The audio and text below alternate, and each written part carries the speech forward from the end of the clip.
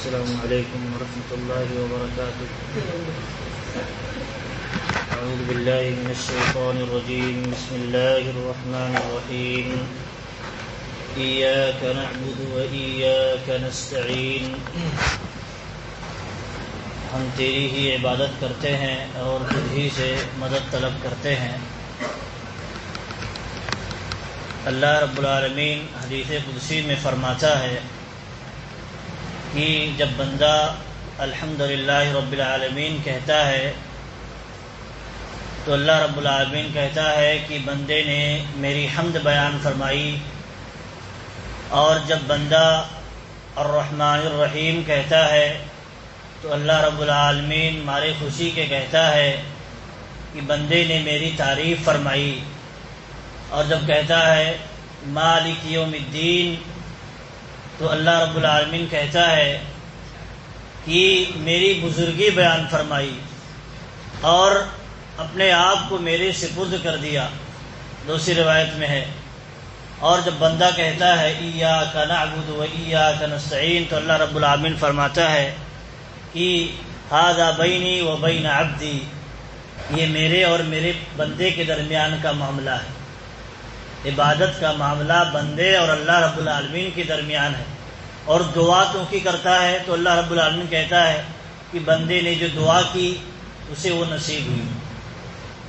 دیکھیے اللہ رب العالمین یہاں حدیث قدسی میں یہ ارشاد فرماتا ہے کہ جب بندہ ایاک نعبد و ایاک نستعین کہتا ہے تو گویا اپنا معاملہ میرے سے کر رہا ہے اور اب بندگی جو کر رہا ہے وہ صرف اللہ کی کر رہا ہے، کسی اور کو اس میں شامل نہیں کر رہا.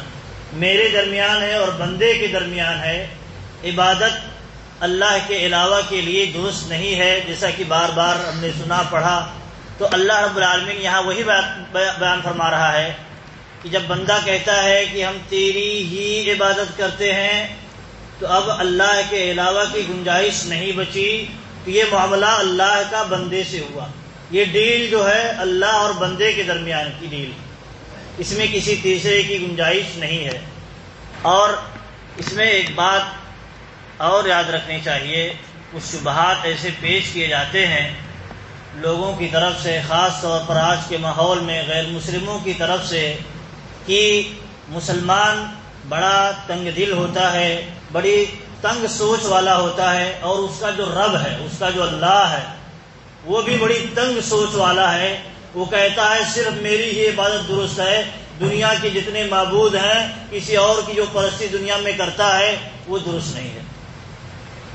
اس کو تنگ سوچ سے یا تنگ نظری سے تعبیر کر کے غیر مسلم طبقہ مسلمانوں کو شبہے مبتلا کرتا ہے اور خود غیر مسلم کمیٹی کو مسلمانوں کے خلاف بھڑکانے کی کوشش کرتا ہے، ایک طرح کا ماحول سازگار کرتا ہے.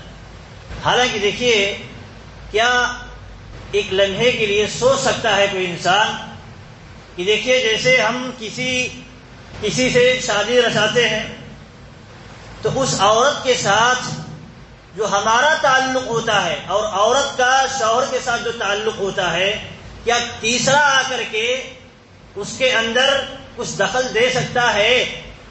یا وہ اگر بیوی جو ہے تیسرے کو بھی اس شادی کے بعد بھی تیسرے کو بھی اس میں پارٹنر بنا لے تو کیا غیرت مند آدمی، کوئی بھی غیرت، ذرا سی بھی غیرت رکھنے والا کیا اس پارٹنرشپنگ کو برداشت کرے گا؟ کیا اس شراکت کو درست سمجھے گا؟ ذرا سا بھی کسی کے ہاں غیرت ہوگی تو اسے درست نہیں سمجھے گا. تو اللہ رب العالمین کی غیرت تو سب سے بلند ہے، اس کی غیرت کا تصور نہیں کیا جا سکتا ہے. تو کیا اللہ رب العالمین نے جس سسٹم کو، جس مخلوق کو صرف اپنی بندگی کے لیے پیدا کیا ہے، اپنی غلامی کے لیے پیدا کیا ہے، اور اس غلامی سے اسے رزلٹ دینا چاہتا ہے، اسے فائدہ دینا چاہتا ہے، جنت سے نوازنا چاہتا ہے، اس کی بندگی چھوڑ کر کے جو لاچار و مجبور ہیں اس کی بندگی میں مبتلا ہو جائے انسان، جس سے کچھ ملنے والا بھی نہیں ہے، تو کیا یہ اللہ رب العالمین کا فیصلہ درست نہیں ہے؟ ہم ایک معمولی چیز میں کسی پارٹنر شپنگ نہیں برداشت کر سکتے. غیرت ہے اور عقل ہے تو اللہ رب العالمین جو آپ کی بھلائی کے لیے چاہتا ہے، اللہ اپنی آپ کی بھلائی کے لیے سوچتا ہے، وہ کیسے یہ چیز گوارا کر سکتا ہے، برداشت کر سکتا ہے؟ تو یہ چیزیں جو پھیلائی جاتی ہیں مسلمانوں کو خاص طور پر ٹارگٹ کرنے کے لیے اور غیر مسلموں کے درمیان اس چیز کو بھڑکاؤ بنا کر کے پیش کرنے کے لیے، دیکھیے ہم تو سمجھتے ہیں سب کے لیے ہاں رکھا جائے، سب بندگی کرے، سب اللہ کی، سب اپنے اپنے طور پر جو چاہتے ہیں عبادت کریں۔ ایک مسلمان بھی چاہتا ہے اگر مسلمان کی حکومت ہے تو کسی پر جبر نہیں کرے گا، تم اللہ ہی کی بندگی کرو، جبر نہیں کیا جا سکتا۔ ہاں سمجھایا جائے گا، بتایا جائے گا اللہ ہی عبادت کے لائق ہے، اس کی بندگی ہونی چاہیے، کسی اور کی نہیں ہونی چاہیے، لیکن جبر کا معاملہ نہیں ہو سکتا، زبردستی کا معاملہ نہیں ہو سکتا ہے۔ مسلمان ممالک کا دیکھ لیے صورتحال، کتنے غیر مسلم یہاں سے جاتے ہیں، وہاں نوکریاں کرتے ہیں، وہاں رہائش اختیار کر لیتے ہیں، لیکن کوئی جبر نہیں ہوتا ہے کہ آپ دین اسلام کو قبول کرو ورنہ آپ کو یہاں سے نکال باہر کیا جائے گا، ایسا نہیں ہوتا ہے۔ تو یہ چیزیں دیکھیے پھیلائی جاتی ہیں تو ہمیں اس میں شبہے میں نہیں پڑنا چاہیے۔ ہم دیکھیے اللہ ہی کی بندگی کرتے ہیں تو کیوں کرتے ہیں، ہمیں یقین ہے کیونکہ اسی کی بندگی ہی درست ہے، اس کے علاوہ کی درست نہیں۔ اور اگر کوئی کرتا ہے اللہ کے علاوہ کی بندگی تو ہم اسے ناجائز اور نادرست سمجھتے ہیں، اسے درست نہیں سمجھتے ہیں، اسے ہم سمجھانے کی کوشش کرتے ہیں، اسے ہم لا کر کے اللہ رب العالمین کی بندگی سے جوڑنا چاہتے ہیں۔ ایک اور نقطہ عام ہوتا چلا جاتا ہے اور یہی اسی سلسلے میں ہے کہ دیکھیے کہ کوئی کسی کو غلط کرتا ہوا دیکھے تو ٹوکے نہ، اس سے کیا ہوتا ہے دشمنی عام ہوتی ہے اور ایک طرح سے ایک دوسرے کے خلاف ٹکراؤ کا ماحول عام ہوتا ہے۔ یہ بھی اسی کا نتیجہ ہے کہ جب آپ غلط کو غلط نہیں کہیں گے، آپ حق کو حق نہیں بیان کریں گے تو حق مٹ جائے گا، حق مٹ جائے گا۔ کیوں؟ باطل تو غالب ہے، باطل کا پرچار چھوٹے سے بڑا ہر کوئی لگا ہوا ہے پرچار کرنے میں، اور حق کا پرچار کرنے والے جو ہیں ان کے خلاف بھی یہ باطل کے پرچارک لوگ اہل حق کے خلاف یہ بات کہہ کر کے ان کی آواز کو دبانے کی کوشش کرتے ہیں کہ اگر آپ حق کو حق کہیں گے، باطل کو باطل کہیں گے تو کیا ہوگا، دشمنیاں پھیلیں گی۔ تو اس سے یہ چاہتے ہیں کہ ان کا جو تھوڑا موڑا ان کی کوشش ہے، جو تھوڑی موڑی کوشش ہے، یہ بھی دب جائے اور باطل پورا کا پورا حاوی ہو جائے اور غالب ہو جائے۔ تو آپ دیکھیں ایسے ماحول میں اگر ہم حق کو حق نہ کہیں، باطل کو باطل نہ کہیں، جس ماحول میں پورا میڈیا، پوری سوسائٹی، چھوٹے سے بڑا ہر ایک معاشرے کا فرد لگا ہوا ہے باطل کو رواج دینے میں، باطل کو پھیلانے میں اور حق کو دبانے میں، تو کیا صورتحال ہو سکتی ہے۔ اسی لیے ہمیں ہر حال میں دعوت و تبلیغ کا لگام، دعوت و تبلیغ کی ذمہ داری نبھانے کی ہمیں ضرورت ہے اور ہمیں حکم دیا گیا ہے۔ تو یہ بات بھی ہمیں سمجھنا چاہیے۔